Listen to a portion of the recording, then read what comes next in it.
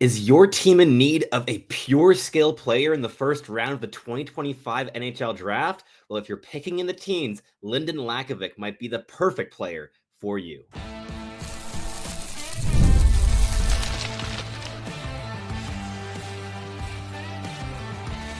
You are Locked On NHL Prospects, part of the Locked On Podcast Network.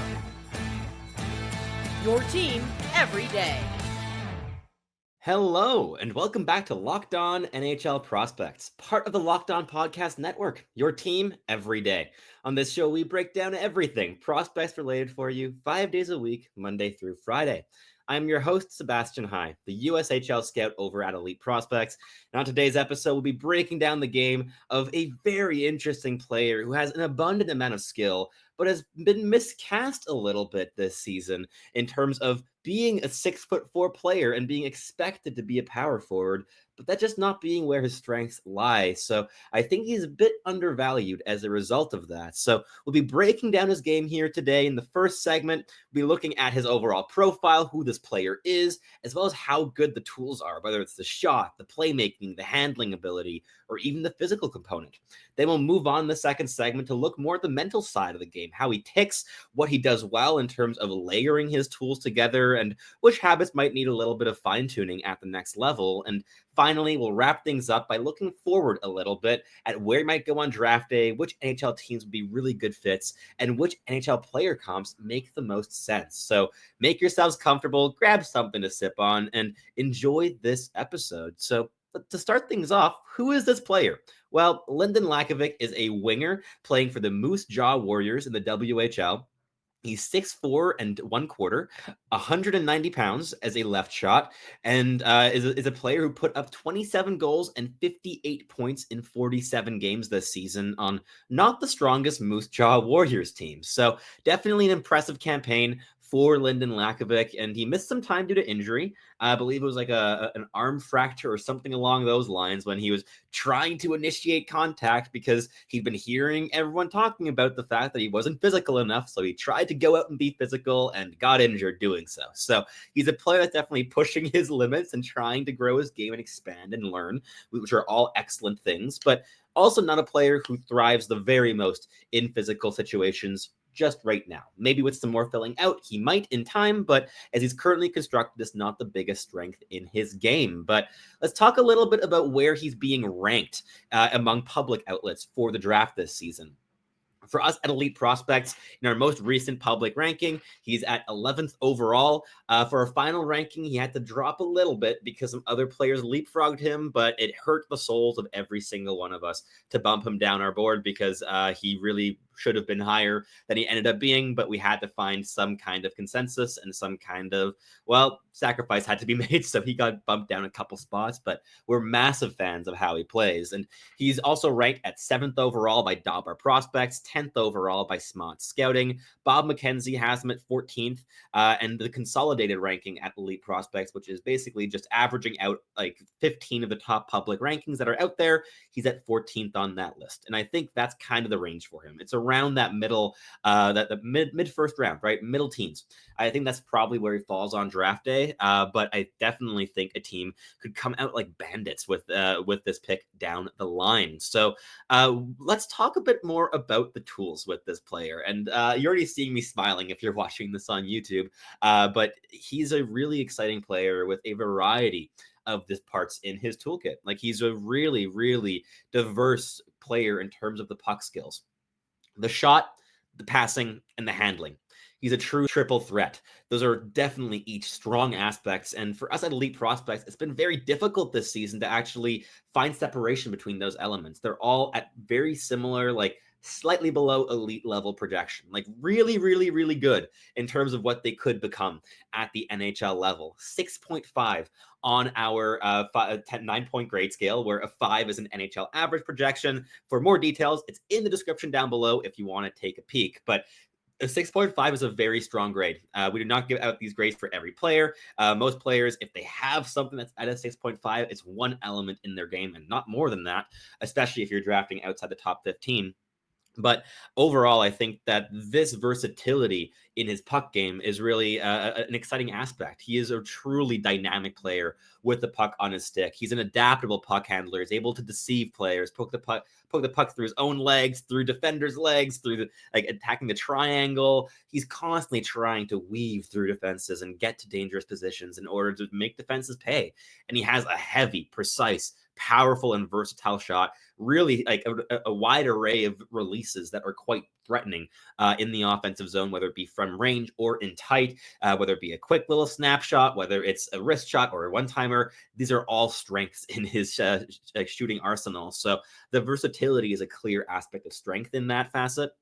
And on top of that, he also brings a level of playmaking creativity and deftness in his puck touches. Very, very precise in terms of where he places the puck, the plays he selects, what he finds. The processing as a playmaking mind is quite advanced in terms of how he sees the ice, where his understanding of time and space, how much time he has to pull off something and wait or delay to gravitate defenders towards him, to create space behind them. This is a player who's really able to manipulate the opposition with his puck touches. And because he's so versatile as a playmaker, as a goal scorer, as a puck handler, he always keeps defenders guessing. And that's an element, I think, that could really translate to the professional level. An aspect that has a bit less strength, quite literally, is his physicality. This is not the strongest player in the world, even though he's, again, like 6'4". He's a really big boy, 190 pounds. There's other players that are around that weight bracket in this year's draft who are very, very physical, but he's not one of them. He's a player who's still kind of catching up to his height. He's had like a bit of a later growth spurt. He's still kind of growing into that frame. He's still kind of getting used to his body proportions, and his body still is like kind of like adapting to his length and his size. So there's, I think, a little bit more like fragility, a little bit more wonkiness in those physical confrontations than you're going to see in like 2 or 3 years time. And it's not to say that he's going to be like a power forward at that point. I just think that the way he's being framed this season as a player that, because he's 6'4", he should be doing these things. He should be a power forward. He should be playing the game this or that way. But he's not, and he's still special in what he's doing. I think that the physical elements are going to catch up a little bit. I think it'll be enough to insulate his game, insulate a line mate as well, to bring some size and to use that size in that range, especially defensively, very proactively, and in all these different aspects where it's still going to make a difference on the ice, just not in like a big, super hitty, physical, confrontational way. And you don't need him to do that either, right? Like, this is a player who thinks the game very well too, as we'll be discussing in the next segment. He's able to just contribute and support and create through his dynamic abilities. And with that size, that's just an added thing to it, right? Like, he has extra range and he has an ability to contain players along the boards. And even though he's not the strongest player, and he's not a power forward, it doesn't make him a less valuable projection. So if you're casting him as a power forward, then yeah, he's not the player that your team needs if you need a power forward. But if you need a player who brings some size and brings a lot of skill and a lot of runway, who's shown year after year after year in the previous quite a few seasons that he's always able to add and add and add and add to his toolkit, right? This used to be in the WHL a very direct player who'd skate linearly down into the offensive zone and in motion shoot, and pretty heavy release, pretty good goal scorer, right? Like, he was scoring quite a few goals in the past already in the WHL. Like, it is like last year he played in 68 games and he had 18 goals and 21 assists. And this year, right, 27 goals in 47 games, still scoring quite a bit, but he's not relying on that shot as his primary tool. He's not just skating into the offensive zone and shooting. He's really nuanced. He's implementing delays and he's using his teammates and connecting plays. And I think these elements are just really, really exciting here with Lynden Lakovic, even though that physicality isn't the highest end ability. But that wraps up this first segment. In the next one, we'll be talking a bit more about that hockey sense, how he ticks in the game, and how that's going to project to the NHL style of hockey, as well as reading out one game report from one of my colleagues at Elite Prospects, breaking down one of Lakovic's performances this season. But first, a quick message from our sponsors here at Locked On NHL Prospects. The NBA playoffs are in full swing, and every night delivers highlight-worthy performances, major momentum shifts, and can't-miss moments. Whether it's a game-winning shot or a breakout player, there's never been a better time to get in on the action. FanDuel makes it easy to stay in on the game, before tip-off and live. With player props, performance trends, and same-game parlays, fans have more ways than ever before to play smart and win big. Which players do you think are going to show up in the biggest moments? Is it going to be the superstar, or is it going to be the depth player that you always knew would step up when it mattered most? With FanDuel, it's always up for grabs if you want to take your swings. If you're new to FanDuel, it's the perfect time to sign up. Head to FanDuel.com and place your first $5 bet. If it wins, you'll get $200 in bonus bets. Make every moment more with FanDuel, the official sports betting partner of the NBA.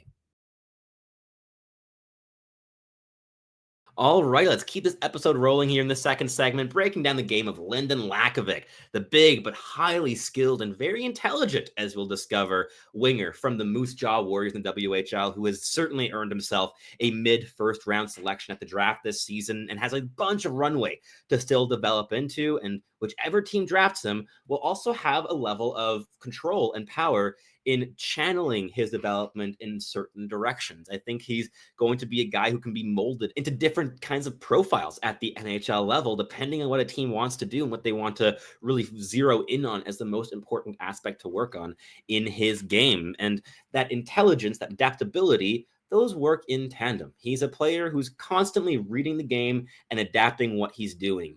That ability to see the game evolving and to use his teammates to solve problems and to find positions where he's able to support his teammates off puck and to use off puck routes to drag at defenders, tug at their positions, try to create some openings for either himself or a teammate to exploit in the middle slot of the ice. And I think that these elements, these habits, this intelligence, and just this desire to influence the game through his thinking in any way he's able to, whether he has the puck on his stick or he doesn't. And 90% of the game, you don't have the puck on your stick. So he's definitely a player, I think, who has been really impactful this season as an off-puck support piece, both defensively and offensively. And these are definitely things that I think are going to help him translate up levels into professional hockey in due time. And he also just developed into an absolute play-driving monster in the WHL this season. And as I mentioned, he previously was more of like a linear guy, would shoot in motion in the offensive zone, wasn't really prioritizing possession all the time, wasn't going for give and goes, wasn't really slowing down to allow for his teammates to catch up to play and to work in combination with them.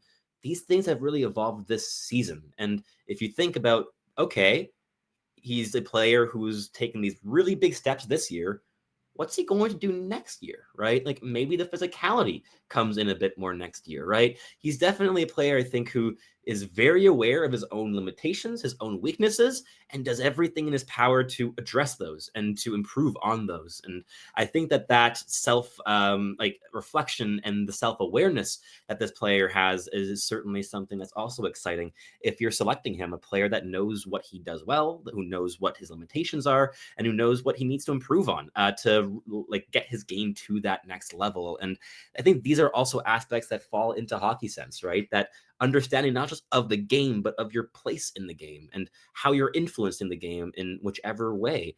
And in terms of like the habits and the reads, like he's a quick processor, right? Like he's scanning frequently, he's aware, good mental map of the ice. But it's really in that creativity and that ability to manipulate and to adapt his thinking and to learn game after game after game that makes him such an intelligent player. And it's what makes him a 6.5 grade in terms of his hockey sense for us at Elite Prospects, a truly standout grade yet again, alongside that shot, handling, and passing ability. You combine those that triad of puck skills with this level of intelligence, and you have a very special profile of player who could truly develop into a top 6 dual threat skilled winger, and maybe even power forward if he grows into that frame down the stretch. So a lot to look forward to with this profile. In terms of how he plays the game, he's more of an open ice skill guy than like an inside contact player at this stage, right? Like we talked about the physical limitations at this point, and I think that definitely also channels him a little bit more towards playing in space. But that understanding of where to find space is already quite advanced. But if he's playing in the NHL, he's going to get a lot less of that time and space than he's getting now. So he's going to have to adapt. He's going to have to learn, but he's been showing year after year that he does just those things when he faces new levels of competition and gets bumped up the lineup like he was this season there in Moose Jaw. Another standout thing here is that he has such a lengthy track record of being able to turn weaknesses into strengths, right? Like this learning process that I've been talking about has just been there over time. And we've all seen this at elite prospects in terms of his D-1 tape, even his D-2 tape where he played half a season in the WHL with Moose Jaw. It's just such a clear progression year upon year in terms of the things he's adding, the things he's learning, the habits he's gaining, the reads he's beginning to make. All of these things, just a really clear, consistent progression. And if you're drafting a player, having a trajectory that gives you a very consistent upward trend, there's a lot of value in selecting that, right? Like you can kind of draw that line into future years. And yeah, it's not going to keep going at that same angle forever, right? Like it's going to peter off at certain points. Like you're not going to be developing at the same rate as you are in your late teenage years when you're in like your mid 20s, but still, there's still a lot of progression to be made with this player. He's still filling out his frame. He's still learning how to use his size and getting used to that size. And I think that these elements are definitely things that make me excited for him as a prospect. He's definitely a project. He's not going to be a player playing in the NHL within the next 2 or 2.5 years. He might take 3 or 4. And if you're picking the top 15, you might be averse to that kind of profile, and that's fine. But if you want to be a bit patient and you're open to that, down the road, you might get a really special player who really changes what your top 6 looks like and could really be a play driver at the next level. But I wanted to finish up the segment by reading one game report from one of my colleagues over at Elite Prospects.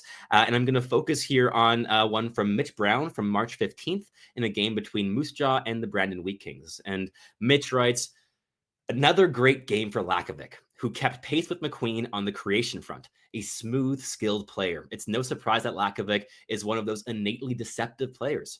Opponents never seem to ready for his crossover burst and instant slot cuts. He reads momentum in space instantly, punishing even small gaps. He has handling skill and one-on-one moves, but he plays more of a translatable give and go and change of pace style. When he doesn't have the numbers, he angles in, shifts wide, and then cuts back.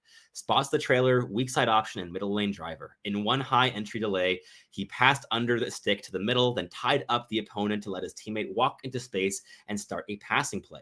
Basically, he's a complete playmaker, save for the occasional instance where he gets locked to the outside and throws a hope pass into the slot. With a bit more luck, he could have left this game with a couple more assists. Some of his plays lack precision, and his physical game will have to improve. He's still on the outside of opponents too much. He has to get inside position and control contact. But everything else suggests a potential top 6 forward. Strong upward trajectory, dual threat scoring skills, pace, and a mostly translatable style. That's Lynden Lakovic for you, a truly special player in this year's draft class that I definitely think teams in the teens should be taking long, hard looks at before they pass over, because the runway is really exciting with Lakovic. But we'll be discussing that draft range a little bit more in the next segment. But first, a quick message from our sponsors here at Locked On NHL Prospects.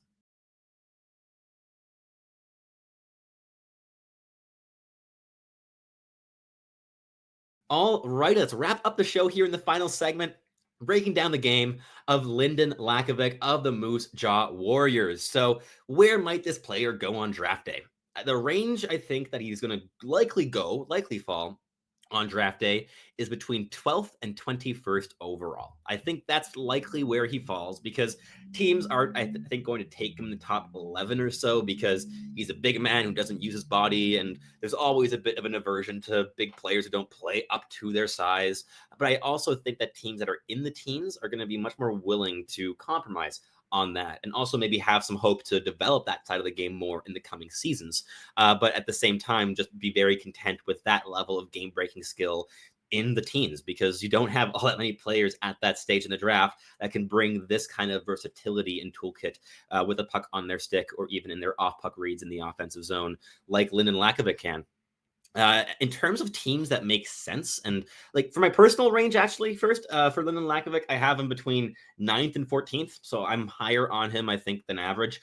I really like this player. I think he's a strong projection to the NHL level, and I think that that's kind of the range where I would like taking that risk. But if he's available at 18, 19, 20, first overall, Yeah, I'm taking the swing on Lynden Lakovic. He's a really exciting player. And there's multiple teams I think that would take that risk, even though there is, again, some question marks around the physicality. And first, we have the Columbus Blue Jackets at 14th overall, a team that has added a lot of different but big toolsy kind of wingers to support their high flying centermen. Whether you're thinking of guys like Dmitry Voronkov or Kirill Marchenko, right? Like the big Russians come to mind there. But you also have other players down the lineup that also bring a combination of size and skill and aren't always the biggest power forwards in terms of like vicious physicality, but are able to use that reach to create and hook passes around opponents and still create advantages through their size, even if they're not the most physically engaged players on the ice on most shifts. I think that Columbus would fit in terms of that profile being something that they value, but also in terms of how he'd be able to elevate the likes of a Kent Johnson, of a Adam Fantilli. These players, I think, would combine really nicely with Lakovic's thinking, with his tools, because he's so adaptable and he's able to read off of elite level players, right? Like I think like his hockey sense, his brain, his processing, it outshone even like Braden Yeager's this season in Moose Jaw. So overall, I think that he'd be a great fit in Columbus, but maybe not quite as good of a fit as he would be with the Montreal Canadiens. I think he's made for Habs hockey.